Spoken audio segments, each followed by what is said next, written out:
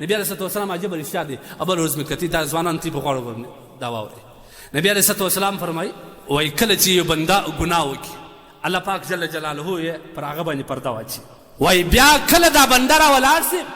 سهار بیا په خپل لاس باندې خپل انډیوالان ته د خپل ځان رسوا کړي نبی علیه الصلاه والسلام فرمایي کل امتي معافا الا المجاهرون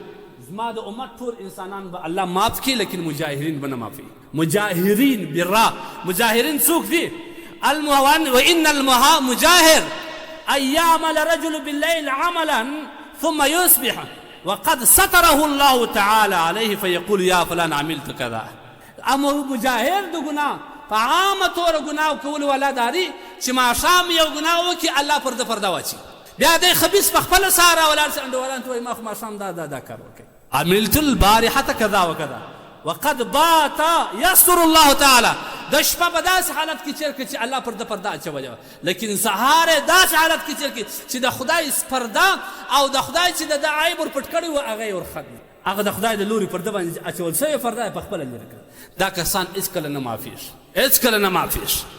بیا کله یو مسلمان داسې یو شی تا د مخ ته رالی د خدای دپاره د ځان دپاره د الله څخه خواست وکړي چې خدای ومې ساتي ابو هريره رضی الله عنه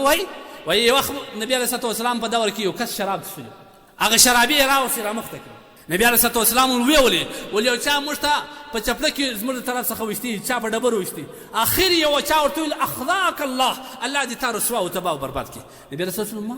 دا څه وه د ګناه سزا خو دې عدل ورکړله په چپله کې دې وویشتي دا خبر هېڅ حق نه لري ځکه ته په دې خبره باندې د شیطان معاونت جوړېده د شیطان معاون جوړېده د په خلاف نن ما تا که یو ګناه ووینو تاسو به دا کمنټو کې وګورئ لعنت دی ورباندې لعنت دی دغه لعنت وایي دا په اسلام کې نه دي ولې ورباندې وایه دا خو الله جل جلاله دی په یو ګناه باندې اخته کوي یا دی په خپله په ګناه باندې اخته سو الله جل جلاله د دې ګناه سزا ورکوي ته به صرف دا وایې چې خدای الحمدلله چې زما عزت یې را ساتلی دی الحمدلله خدای چې زه د دې ساتلی یم امام ترمذي رحمه الله یو روایت نقل کړی دی وایي که یو څوک په ګناه باندې مبتلا یو کس ویل دا روایت وایي الحمدلله الذي عافاني مما ابتلاك به وفضلني على كثير ممن خلق تفضيلا که دا